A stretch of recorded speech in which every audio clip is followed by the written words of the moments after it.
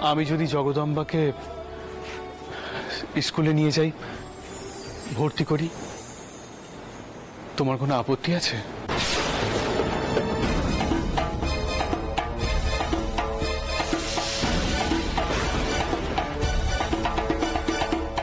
কি বলছেন কি আপনি? তবে যে সর্বনাশ হবে।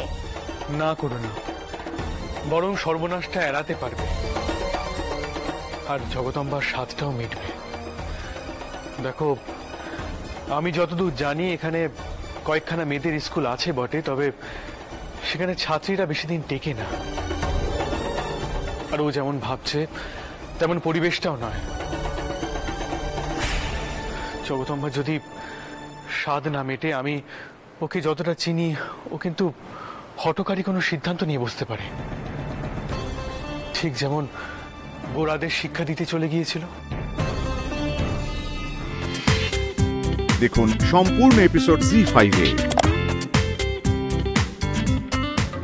করুণা, আমাদের চেষ্টা করতে হবে।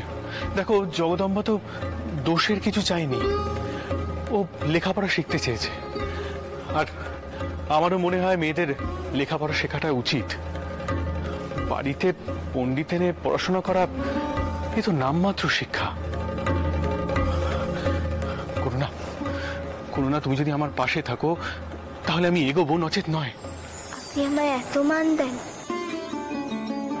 আমি মত দিলে তবেই আপনি এগোবেন, আবার আমি মত দেব কিনা সেটাও শুধোচ্ছেন। কি বলছো তুমি? তোমার কথা শুনবো না তো আর কার কথা শুনবো? তুমি যে আমার স্ত্রী, সহধর্মিণী। গোটা জীবনটা তুমি আর আমি একসঙ্গে কাটাবো, আর তোমার মতামতের মূল্য দেব না?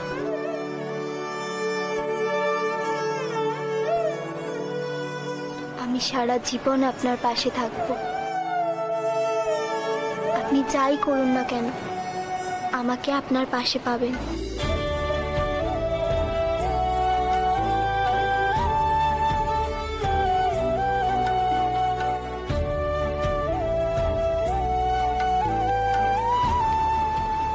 বলুন, আমাকে কি সাহায্য করতে হবে? অনেকে অনেক রকম কথা বলবে, সহ্য করতে হবে। এমনকি এও বলতে পারে যে আমার স্বভাব চরিত্র খুব একটা ভালো নয়, তাই আমার ছোট শালীকে প্রশ্রয় দিচ্ছি।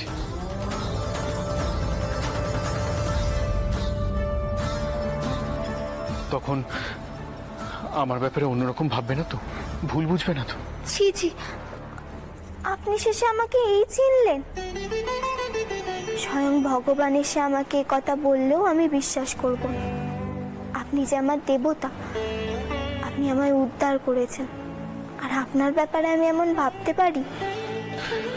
না করো না, না, আর কখনো বলবে না যে আমি তোমায় উদ্ধার করেছি। এই কথাটা বারবার বলেও তোমাকে বোঝাতে পারবো না। আমি তোমায় পেয়ে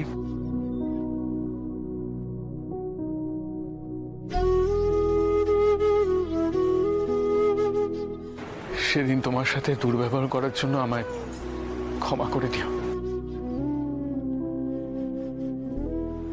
জানি না কেন মাঝে মাঝে মেজাজটা বড় খারাপ হয়ে যায়। তোমার খুব খুব কষ্ট হয়েছিল না? খুব কষ্ট পেয়ে গেছিলে তুমি, তাই না?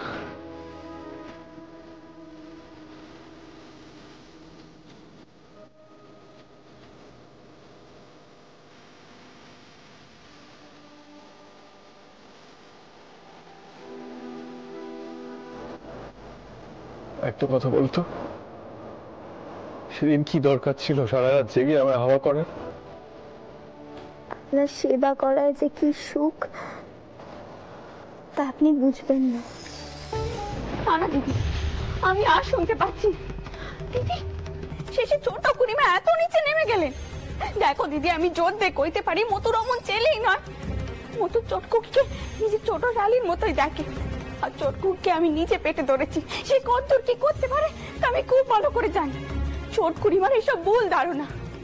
দিদি দিদি আমার মনে হয় চটকু কি কান্নাকাটি করছিল, আর চটকু কি স্বাদ পূরণ না হলে সে কতটা ভেঙে পড়ে তা তো তুমি জানোই। আর তাই হয়তো মতোর বড় জামাই দাদা হিসেবে তাকে সান্ত্বনা দিচ্ছিল, এর থেকে বেশি আর কিছু হতেই পারে না। সেসব আমি জানি বউ, তাই তো কইছি ছোট কুড়িমা এসব কথা চারিদিকে রাষ্ট্র করার আগে তুই মেয়ের বিয়ে ঠিক কর। শুধু শুধু বদনাম ছড়ালে মেয়ের বিয়ে দিবি কি করে কহ দেখি? শেষে তো ওকে কইবে মেয়ের চরিত্রের খারাপ। দিদি বিয়ে দেবো বললি তো আর বিয়ে দেওয়া যায় না, আর এইটুকু সময়ের মধ্যে ছোট কুড়িমা যা রাষ্ট্র করবা তিনি করে ফেলবেন। ছোট কুড়িমার সাথে আমাকে কথা কইতেই হবে। সে তুই যা ভালো বুঝিস কর, কিন্তু তার আগে তুই ছোট কুকে সম্বন্ধ কেন দেখ বউ। সে নিশ্চয়ই দেখবো দিদি, কিন্তু দিদি আমি তাড়াহুড়ো করবো না।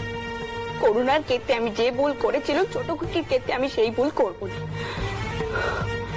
রঘুবীরের কৃপায় যদি মথুরের মতো ছেলে আমি না পেতুম তাহলে কি হতো বলো তো দিদি? আর এই মাসটা তো মল মাস, এই মাসে তো বের কথা ওঠানোই যাবে না। রানী রানী রানী, আমার জাহাজ ঘাটার হিসাবপত্রের খাতা খুঁজে পাচ্ছি না। সেরেস্তায় নেই, বৈঠকখানায় নেই, এই ঘরও সব জায়গায় খুঁজে দেখেছি, কোথায় গেল বলো তো? আপনি এখন হিসেব পত্রের খাতা নিয়ে কি করবেন বলুন তো?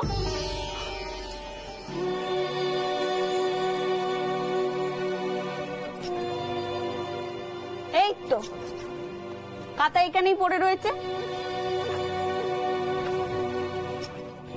গতকালের হিসেব কিন্তু আপনি এখনো নেকেননি, এই নিন।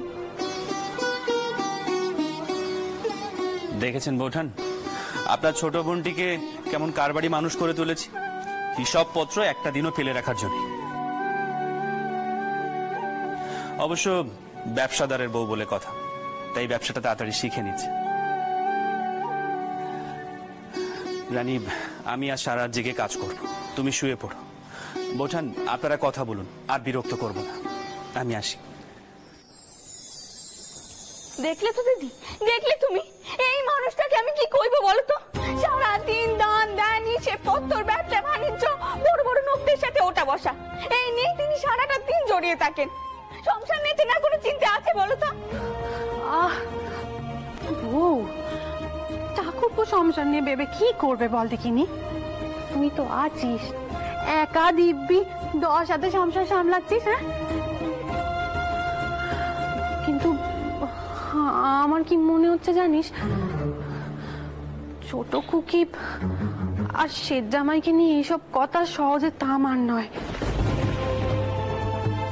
ছোট কুড়িমা এসব কথা 5 কান করবেনই করবেন। আর এইসব কথা যদি একবার সেজ কুকির কানে যায় তবে তার মনের অবস্থাখানা কি হবে একবার ভেবে দেখেছিস?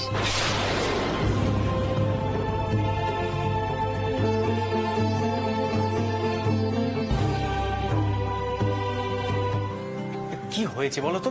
হ্যাঁ, হঠাৎ এমন জরুরি তলব? চৌধুরী মশাই, আমরা একটা গভীর সমস্যায় পড়েছি, সেই সমস্যার সমাধান করতেই আপনাদের ডাকতে হলো। তবে কাজটা আমাদের গোপনে করতে হবে। কি ব্যাপার বলো তো? একটা রহস্যের গন্ধ পাচ্ছি। আপনারা আগে ভেতরে আসুন, আমি বলছি। আসুন, চলো। মিস্ত্রি, তোমরা এসে গেছো? আমি সেই সিদির ঘরে যাচ্ছি, তোমরা সেখানে এসো। আরে মধু বাবু, কি হয়েছে বলুন তো? ছোটকু কেমন ছোটাছুটি করছে কেন? মা, আমি কাকে দেখছি? মেজকুকি যে। ওমা মেজকুকি, তুই যে আসবি খবর দিসনি তো? এ বাবা, থাক থাক থাক, টাউরের পেশাদ রয়েছে, এখন আর পেন নাম করতে হবে। তা সৌর ঘরের সবাই ভালো আছে তো? হ্যাঁ, ওনারা ভালো আছেন। বড় মা, তুমি কেমন আছো? ভালো আছি মা, আর তোকে দেখে মনটা আরো ভালো হয়ে গেল। যা জামাইকে নিয়ে ভেতরে যা। আসুন, আপনারা আসুন, আসুন।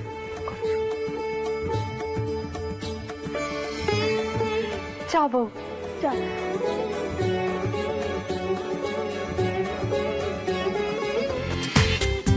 দেখুন সম্পূর্ণ এপিসোড জি5-এ।